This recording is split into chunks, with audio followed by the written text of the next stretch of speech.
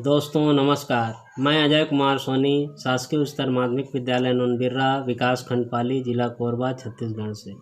आज हम दोस्तों कक्षा 11वीं राजनीति विज्ञान के विषयों पर आज चर्चा करेंगे। आज का हमारा विषय है अध्याय 8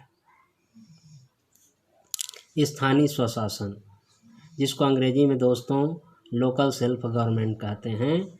आज हम इन्हीं के बारे में पढ़ेंगे। सर्वप्रथम हम दोस्तों देखते हैं इसका अर्थ क्या होता है। स्थानीय स्वशासन का सामान्य अर्थ होता है स्थानीय क्षेत्रों का प्रशासन, वहाँ के निर्वाचित प्रतिनिधियों द्वारा संचालित होना।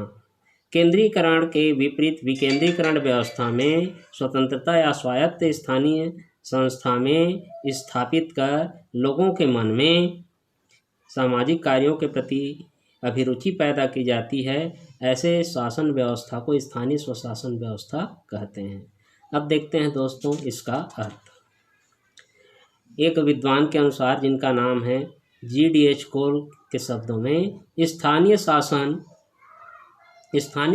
ऐसा शासन है जो अपने सीमित क्षेत्र में प्रदत्त अधिकारों का उपयोग करता है।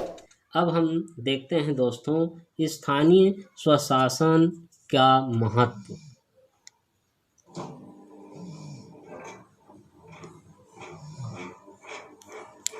स्थानीय स्वशासन का महत्व, सबसे पहला बिंदु इसमें हम देखते हैं दोस्तों प्रजातंत्र का आधार स्तंभ।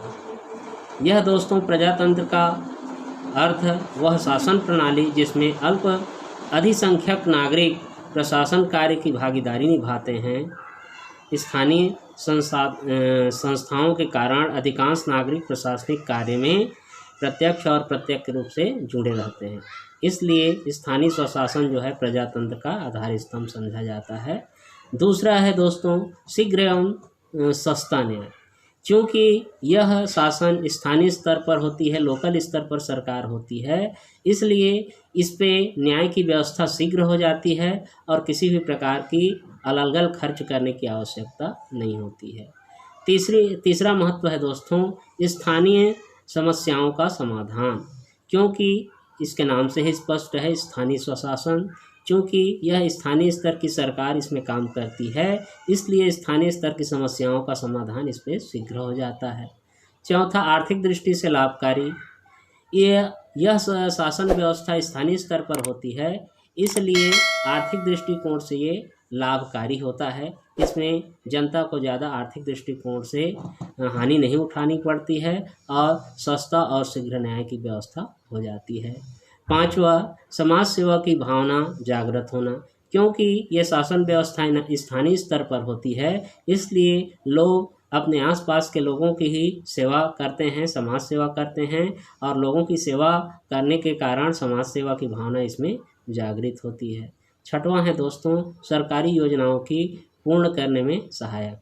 छोटी इकाइयों से ही योजनाएं सफल होती हैं। जब राष्ट्र के प्रधानमंत्री कोई भी योजनाओं का क्रियान्वयन करते हैं तो सबसे छोटे स्तर पे उसको साकार होते देखना चाहते हैं, और यह साकार होता हुआ दिखाई देता है स्थानीय स्वशासन के कारण।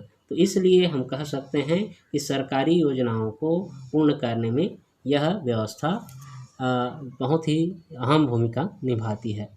अब देखते हैं दोस्तों स्थानीय स्वशासन के संस्थान। इसमें 2 संस्थान हैं दोस्तों। पहला है नगरीय प्रशासन व्यवस्था। इसमें 3 क्षेत्र हैं। पहला नगर निगम, जो बड़े नगरीय क्षेत्र में होते हैं। दूसरा नगर पालिका परिषद, जो छोटे शहरी क्षेत्रों में होते हैं।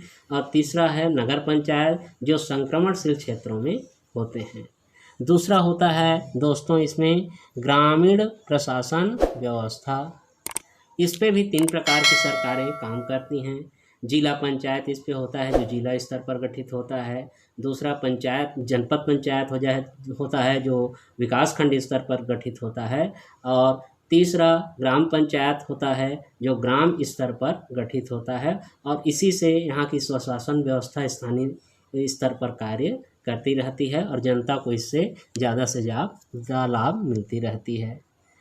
धन्यवाद दोस्तों। आज का वीडियो आप लोग देखें, इसके लिए आप लोगों को धन्यवाद। आप इस वीडियो को रुचि लेकर के देखिए और हमारे इस चैनल को सब्सक्राइब कीजिए। अगले वीडियो में हम और टॉपिक के महत्वपूर्ण चर्चाओं पर सविस्तार चर्चा करेंगे। इसके साथ ही आज हम आप लोगों से विदा लेते हैं। धन्यवाद।